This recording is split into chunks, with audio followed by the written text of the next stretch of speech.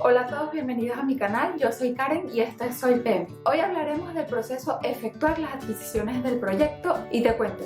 Este proceso se trata de la obtención de las respuestas de los proveedores sobre ese enunciado del alcance del trabajo que habíamos creado y definido en el proceso anterior, planificar la gestión de las adquisiciones. También se encargará de evaluarlos conforme a esos criterios de selección que también habíamos definido para así seleccionarlos y finalmente adjudicarles un contrato. Y esto es en reglas generales de lo que se trata este proceso. Y la primera entrada será el plan de gestión de las adquisiciones, porque recordemos que este plan nos dice cómo deben ser efectuadas las adquisiciones. Es decir, ahí tenemos el marco de referencia sobre cómo debemos llevar a cabo este proceso, efectuar las adquisiciones. La segunda entrada de este proceso será ese enunciado del trabajo, porque esto nos da todos esos objetivos, requisitos y resultados que esperamos y que hemos definido claramente en el proceso anterior. La siguiente entrada tendríamos los documentos de las licitaciones. Esto está explicado en el video anterior porque recordemos que los documentos de las licitaciones son una salida de ese proceso, planificar la gestión de las adquisiciones que tienes enlazado aquí arriba. Pero vamos a hacer un recordatorio breve. Estos documentos de las licitaciones serían solicitud de información, solicitud de cotización o solicitud de propuesta. Otra entrada para este proceso muy importante serían las propuestas de los vendedores o de los proveedores. Recuerdan que antes les había dicho que una de las cosas que pasaban acá es que obteníamos las respuestas de los proveedores o de los potenciales vendedores. Por lo tanto, es una entrada básica. Sin esto, es imposible comenzar las tareas de este proceso, porque son todas esas respuestas que vamos a recibir que conforman la información básica que está utilizada por los evaluadores con la finalidad de seleccionar ese proveedor que necesitamos para cumplir con el trabajo. Estas propuestas tienen que ser evaluadas porque necesitaremos tomar una decisión, por lo que los criterios de selección de proveedores serían una entrada importante en este proceso. Recordemos que los criterios de selección describen cómo serán evaluadas las propuestas de esos oferentes, de esos potenciales proveedores, incluidos los criterios y la ponderación de esa evaluación que vamos a hacer. También jugarán papeles relevantes en este proceso los documentos del proyecto, y acá podemos incluir el cronograma del proyecto porque tendremos que identificar las fechas de comienzo y finalización de las actividades del proyecto, incluidas las actividades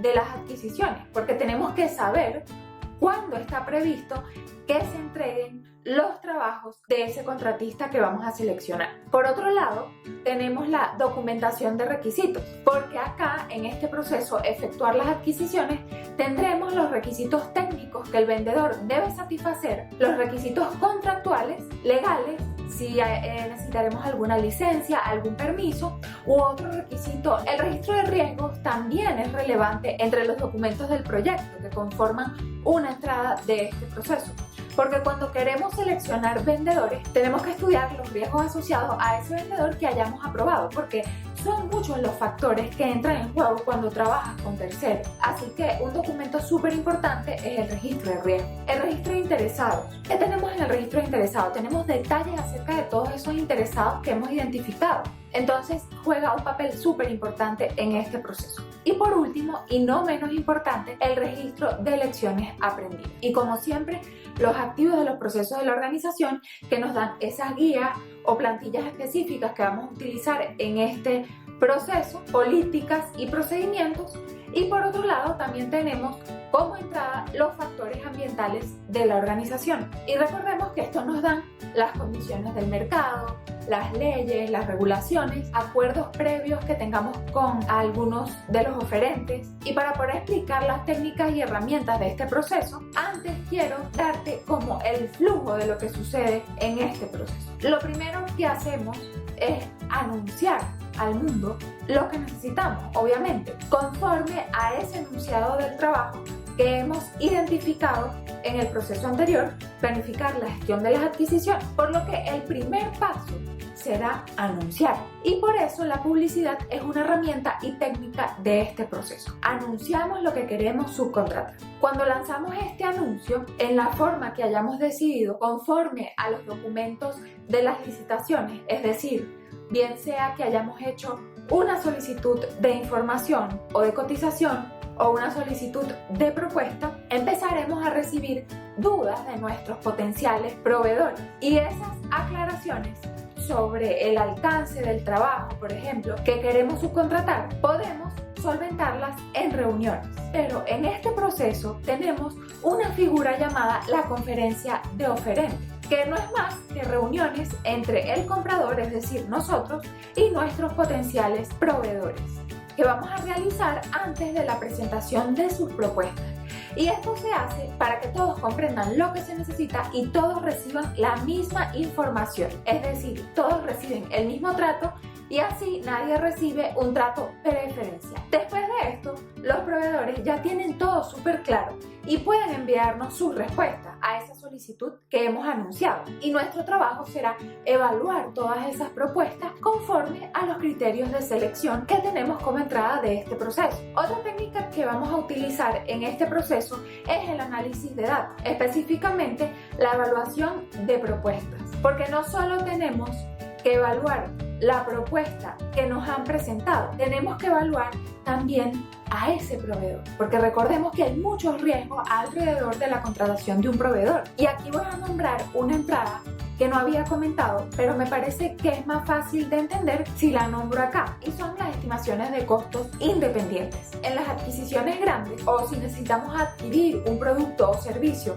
en un entorno que es nuevo para nuestra compañía, para nuestra organización, donde no tengamos mucho conocimiento de esa industria, normalmente se contrata un perito profesional externo para realizar una estimación de los costos, y esto servirá como base de comparación y para realizar el análisis de las respuestas de esos proveedores. ¿Para qué sirven estas estimaciones de costos independientes? Te estarás preguntando. Pues muchas veces vamos a recibir propuestas con costes muy diferentes y la brecha entre esas cotizaciones de nuestros diferentes potenciales proveedores pueden deberse a dos cosas: a que el enunciado del trabajo fue deficiente o ambiguo, o que ellos no supieron interpretar correctamente o no pudieron dar una respuesta completa a nuestra oferta. Y aquí también cobra una relevancia la conferencia de oferentes, porque es necesario dar toda la información que sea importante para nuestros proveedores para que puedan darnos esa propuesta de acuerdo a nuestro enunciado del trabajo de las adquisiciones. Una vez que hacemos todo este análisis, aplicamos todas estas técnicas y herramientas que hemos nombrado,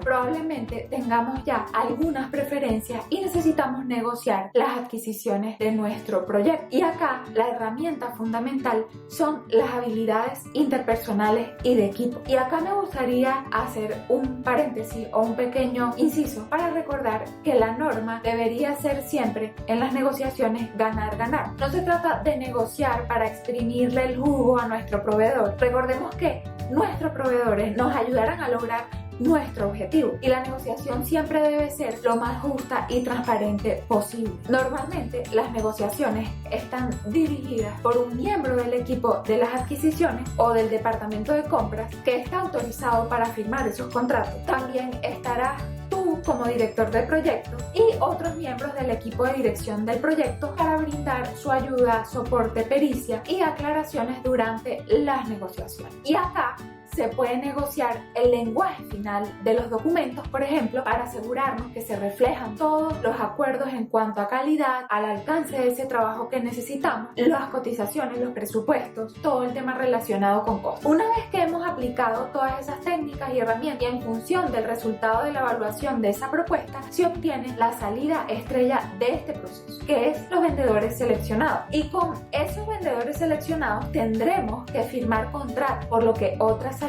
de este proceso serían los acuerdos.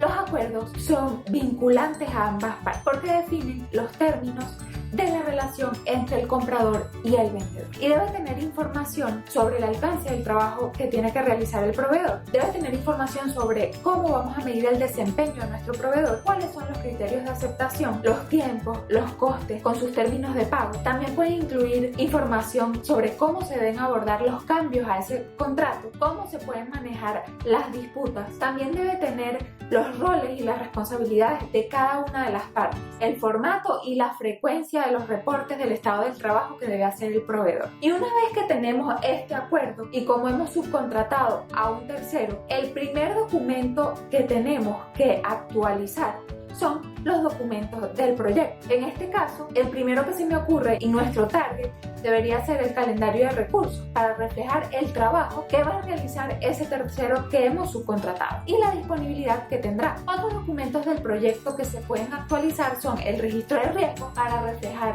los riesgos específicos de ese vendedor. Si cerramos un contrato, por ejemplo, con un proveedor, también tenemos un nuevo interesado. Entonces, el registro de interesado debemos actualizarlo para reflejar ese nuevo interesado. La matriz de trazabilidad de requisitos también se verá afectada, la documentación de requisitos relacionados con requisitos que hayamos identificado en el proceso, pueden ser técnicos, contractuales, legales, de seguridad, entre otros requisitos. Otra cosa importante son las solicitudes de cambio, que también van a ser relevantes en este proceso. Imagínate que recibes todas esas respuestas y te das cuenta que no es posible subcontratar a un tercero para realizar ese trabajo, porque por ejemplo no encuentras un proveedor que tenga la experiencia o la capacidad técnica que buscas o que necesitas y tienes que hacerlo internamente. Y eso cambia todo tu panorama, así que necesitarás hacer una solicitud de cambio. En cuanto a los planes que se pueden actualizar, tenemos requisitos, calidad, comunicaciones, riesgos, las líneas bases de cronograma, costos y alcance. Actualizaremos también los activos de los procesos de la organización para reflejar nuevos vendedores precalificados, por ejemplo, la experiencia que hemos tenido para que se puedan usar en otros proyectos. Eso sería el proceso efectuar las adquisiciones. En la vida real es un proceso bastante largo. De cara al examen, efectuar las adquisiciones es solo este proceso, todo se condensa acá, pero muchas organizaciones tienen un sinfín de procesos intermedios para lograr ese acuerdo. Por eso es necesario estudiar el PMBOK y no responder conforme a tu experiencia previa, porque puede ser muy distinto a lo que nos dice el PMBOK. Este proceso engloba, digamos que 3 procesos: invitar a los proveedores, seleccionar a esos proveedores y atribuir o negociar o firmar ese contrato. Te dejo enlazado planificar la gestión de las adquisiciones, que sería el video anterior. Espero que te suscribas a mi canal, que le des a la campana para que sepas cuando estoy publicando nuevos videos.